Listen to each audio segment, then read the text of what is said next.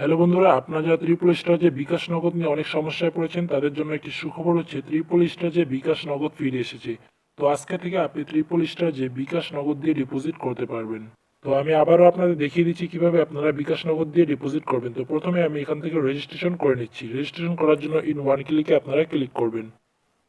তো এখানে সবগুলো সেমই রাখবেন। তারপরে দেখতে পাচ্ছেন প্রোমো কোড, তো এখানে অবশ্যই অফিসিয়াল প্রোমো কোডটি দিয়ে দিবেন NX24। তো অবশ্যই আপনি প্রোমো কোডটি দেখতেই পাচ্ছেন NX24, এই প্রোমো কোডটি দিয়ে দিবেন। দেওয়ার পরে আপনারা টিকমার্কগুলোতে ক্লিক করে সবুজ বাটনে ক্লিক করে দিবেন। তারপরে দেখতে পাচ্ছেন আমাদের ইউজার নেম এবং আইডিটি দিয়ে দিয়েছে, এটাকে আপনারা অবশ্যই স্ক্রিনশট দিয়ে রাখবেন। পরবর্তীতে আপনি চাইলে আপনার আইডি পাসওয়ার্ডটি পরিবর্তন করে নিতে পারেন। তো তারপর দেখতে পাচ্ছেন আমাদের অ্যাকাউন্টটি সফলভাবে ক্রিয়েট হয়ে গিয়েছে। তারপরে এখানে দেখতে পাচ্ছেন ডিপোজিট বাটন, এখানে ক্লিক করবেন। ক্লিক করার সাথে সাথে এখানে দেখতে পারবেন বিকাশ নগদগুলো সব কিছু চলে এসেছে। তো দেখতেই পাচ্ছেন রকেট, উপায়, বিকাশ। তো এখান থেকে আপনারা বিকাশ নগদ এগুলো হচ্ছে আপনার এজেন্ট নাম্বার, এবং এখানে দেখতে পাচ্ছেন মার্চেন্ট, এগুলো হচ্ছে আপনার পেমেন্ট নাম্বার। তো আপনি এখান থেকে যেটা ভালো লাগে সেটা দিয়ে ডিপোজিট করতে পারেন। ডিপোজিট করার জন্য এখানে দেখতে পাচ্ছেন ওয়ালেট নাম্বার।